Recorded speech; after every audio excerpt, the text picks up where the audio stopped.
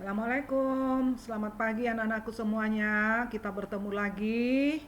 Kita lanjutkan pelajaran biologi kita mengenai katabolisme, yaitu mengenai katabolisme lemak dan protein. Kalau pada minggu yang lalu, kamu sudah menerima tentang katabolisme karbohidrat. Oke, kita ulangi lagi ya pengertian daripada katabolisme, yaitu reaksi perombakan atau pemecahan atau pengurauan senyawa kompleks menjadi senyawa sederhana atau senyawa anorganik untuk menghasilkan energi. Ya, tuh pengertian daripada katabolisme. Jadi senyawa kompleks dirubah menjadi senyawa sederhana. Itu pada peristiwa respirasi ya. Katabolisme karbohidrat, kita ulang sebentar, itu mengalami glikolisis, mengalami DO, mengalami siklus Krebs, mengalami transport elektron. Nah, khusus pada glikolisisnya, ya, itu ada mengalami 10 langkah yang terdiri atas 2 fase, ya. 5 fase pertama disebut fase preparatori, yaitu fase di mana dia memerlukan ATP. Ya, masih ingat ya, satu molekul glukosa akan berubah menjadi satu molekul glukosa 6 fosfat. Nah, fosfatnya itu berasal dari hasil uraian ATP. Jadi berarti dia butuh ATP. Nah, fasenya itulah yang disebut fase preparatori. Nah, kemudian menghasilkan fase yang kedua disebutlah itu fase payoff.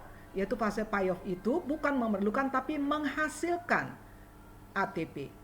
Ya. Nah, sehingga sebagai kesimpulan daripada glikolisis karbohidrat itu akan dihasilkan 2 molekul ATP, 2 molekul NADP, 2 molekul asam pirufat, satu lagi yaitu 2 molekul air H2O. Nah, kita masuk kepada protein. Karena protein ini dapat dipergunakan sebagai sumber energi, tentu kita harus tahu bagaimana dia dikatalisis atau dirombak. Fungsi protein di dalam tubuh kita adalah satu, membentuk jaringan. Kemudian untuk pertumbuhan bagi anak-anak atau bayi, atau untuk pemeliharaan bagi orang dewasa, membentuk sel darah, membentuk hormon dan enzim dan antibodi, kemudian memberi tenaga. Ini yang akan kita pelajari. Memberi tenaga, kemudian pengaturan enzim atau hormon. Nah, sebelum terjadi katabolisme protein, maka peristiwa yang dialami protein tersebut adalah proses perombakan protein oleh enzim-enzim yang kita sudah pelajari pada sistem pencernaan makanan, di mana protein tersebut pertama sekali dicerna di lambung, bukan di mulut. Ya, nah di sini enzim yang mengkatalisisnya adalah enzim pepsinogen yang diaktifkan dari enzim pepsin oleh HCl di dalam lambung. Nah, sehingga protein tersebut akan berubah menjadi polipeptida atau pepton. Setelah itu dari lambung protein tersebut masuk ke usus 12 jari atau duodenum. Di dalam usus 12 jari polipeptida atau pepton tersebut oleh enzim trypsinogen akan dirubah menjadi peptida yang lebih kecil lagi dari sini. Dari duodenum ini si peptida ini akan masuk ke jejenum. Ya. Nah, di jejenum si pepton atau si peptida ini oleh enzim erepsin akan dirubah menjadi asam amino. Ingat, di sini nama-nama enzimnya ini saya ambil contohnya satu-satu. Sebenarnya kan banyak enzim-enzim protein, ya. Jadi sudah kita pelajari di kelas 11. Nah, ini saya ambil contohnya trypsinogen, erepsin. Nah, setelah dia dalam berbentuk asam amino, barulah dia masuk ke sistem metabolisme atau respirasi sel, masuklah dia ke mitokondria. Ya, si asam amino ini ya, masuklah dia dibawa oleh pembuluh pembuluh-pembuluh kecil, pembuluh darah yang kecil masuk ke setiap sel tubuh, bertemu dengan mitokondria di sana, ya. Nah, sehingga nanti asam amino ini akan diproses menjadi energi. Oke. Pada katabolisme protein, asam amino tidak dapat disimpan di dalam tubuh kita. Ya, tidak dapat disimpan. Kalau karbohidrat kan dapat disimpan dalam berbentuk lemak. Ya. Nah, kalau kita kebanyakan makan karbohidrat, ya, itu akan disimpan dalam berbentuk lemak atau berbentuk glikogen. Tapi kalau protein, kalau kebanyakan dalam tubuh itu tidak bagus, tidak dapat disimpan. Jadi dia nanti harus dikeluarkan. Oke. Katabolisme protein akan dihidrolisis menjadi asam amino. Berarti kita harus tahu dulu apa pengertian asam amino.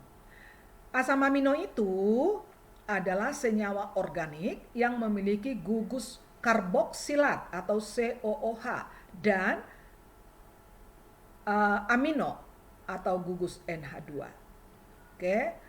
Nah, kemudian ini dia, kita lihat rumus bangunnya. Ini dia gugus NH-nya, gugus aminonya. Nah, kemudian ini gugus karboksilatnya. Antara gugus karboksilat dengan gugus aminanya itu terdapat unsur C. C-nya ini disebut biasanya C alfa, disebutkan C alfa. Nah, ini dia C alfanya, ya. Ya, ini nanti ada R di sini yang menandakan jenis-jenis asam amino. Kan asam amino di dalam tubuh kita itu banyak, ada sekitar 20, ya. Ada fenilalanin, ada treonin, ada pokoknya banyak, ada 20. Jadi ini nanti R-nya ini nanti yang membedakannya jenisnya. Oke. Oke. Tadi saya katakan bahwa asam amino yang berlebih di dalam tubuh itu tidak dapat disimpan. Oke. Nah, untuk dapat juga menghasilkan energi, asam amino itu harus mengalami 2 tahapan. Yang pertama, oleh enzim aminotransferase, ya, gugus aminanya dipindahkan kepada alfa ketoglutarat, ya, menghasilkan glutamat, atau dipindahkan ke oksaloasetat menghasilkan asparat. Itu yang pertama. Kemudian deaminasi oksidatif, yaitu yang dimaksud dengan deaminasi oksidatif pelepasan amina dari glutamat menghasilkan ion amonium. Kemudian ion amonium itu selanjutnya masuk ke dalam siklus urea di hati. Oke. Nah, kemudian nanti ureanya tersebut akan dibuang melalui ginjal. Nah, sekarang asam amino dapat dimanfaatkan oleh tubuh kita setelah mengalami deaminasi. Apa tadi deaminasi? Yaitu pelepasan gugus asam amino ini, ya, kemudian diserahkan ke hati untuk dikeluarkan berbentuk urea. Sedangkan sisanya yang ini yaitu CRH dengan gugus karboksilatnya, inilah nanti yang akan dipergunakan sebagai energi. Ya. Jadi harus mengalami deaminasi dulu, keluarkan dulu aminanya. Setelah dikeluarkan, ini masuk ini ke hati, dibuang dalam berbentuk urea. Sedangkan ini dipergunakan untuk energi. Nah, inilah yang sisanya, ya. Asam amino, saya katakan tadi asam amino itu banyak jenisnya. Asam amino gliserin, serin, alanin, sistein akan diubah menjadi asam pirufat. Setelah dia dirubah menjadi asam pirufat, dia akan masuk ke siklus dekarboksilasi oksidatif, baru masuk ke siklus Krebs. Nah, ketika dia masuk ke sini, nanti sama peristiwanya, dia akan menghasilkan ATP, akan menghasilkan energi. Ya, jadi ini yang dilaluinya. Kemudian ada jenis asam amino fenilalanin, isoleusin, leusin, treonin, lisin, triptofan, dan triosin. Setelah dibuang gugus asam aminonya, maka sisanya akan diubah menjadi asetil koenzim A. Dari asetil koenzim A, dia akan masuk ke siklus Krebs untuk menghasilkan energi. Oke. Kemudian asam amino jenis asparagin, asam aspartat setelah dibuang gugus aminanya masuk ke hati. Nah, kemudian karboksilatnya akan diubah menjadi asam oksaloasetat, baru masuk ke siklus Krebs. Oke. Sedangkan jenis asam amino glutamin, glutamat, arginin, histidin, prolin setelah mengalami deaminasi dikeluarkan gugus asam aminanya, gugus sisanya akan diubah menjadi asam alfa ketoglutarat dan lalu nanti masuk ke siklus Krebs untuk menghasilkan energi. Oke, sekarang kita lihat hubungan antara katabolisme lemak. Belum. Kita masuk sekarang ke katabolisme lemak. Sama seperti protein, ya, sama seperti protein dan karbohidrat. Sebelum masuk ke mitokondria, maka lemak juga akan dicerna dulu oleh enzim lipase membentuk gliserol dan asam lemak. Ya, setelah diemulsikan oleh empedu. Masih ingat itu ya? Jadi lemak yang kita makan pertama-tama akan diemulsikan oleh empedu, getah empedu, diemulsikan artinya dipecah-pecah menjadi lebih halus, lebih kecil, barulah enzim lipase menguraikan lemak tersebut menjadi gliserol, menjadi dan asam lemak. Nanti gliserol ini supaya dapat menghasilkan energi, maka dia akan diubah menjadi PGAL. Nah, PGAL ini kan ada pada siklus glikolisis, pada glikolisis. Ya. Masih ingat ya glikolisis ada PGAL, PGAL, phosphoglyceraldehyde, ya. Nah, jadi lemak jenis gliserol ini akan diubah menjadi PGAL dan masuk ke glikolisis. Dari glikolisis masuk ke siklus Krebs untuk menghasilkan energi. Kemudian asam lemaknya diubah menjadi asetil koenzim A. Ya, saya ulangi, asam lemak diubah menjadi asetil koenzim A, baru masuk ke siklus Krebs untuk nanti menghasilkan energi. Ya, jadi itu lintasan yang dilalui oleh jenis makanan yang 3 itu di dalam tubuh, baik karbohidrat, baik protein, baik lemak, sebelum mengalami metabolisme atau sebelum dia mengalami sistem perubahan di dalam mitokondria, sebelum menghasilkannya dia harus mengalami sistem pencernaan makanan dulu oleh enzim-enzim, ya. Kita lihat hubungan katabolisme karbohidrat, lemak, dan protein, di mana mereka bertemu. Ya.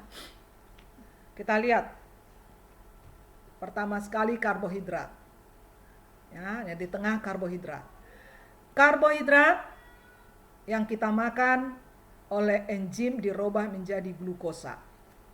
Oke, singkatnya ini ya. Kamu udah tahu kan glikolisis apa segala macam. Nah, kemudian nanti glukosa itu masuk ke jalur glikolisis menjadi PGAL, gliseraldehyde di sini untuk menghasilkan asam pirufat.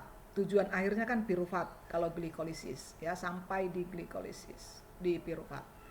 Baru nanti pirufat ini ya akan masuk ke jalur DO menghasilkan asetil koenzim A.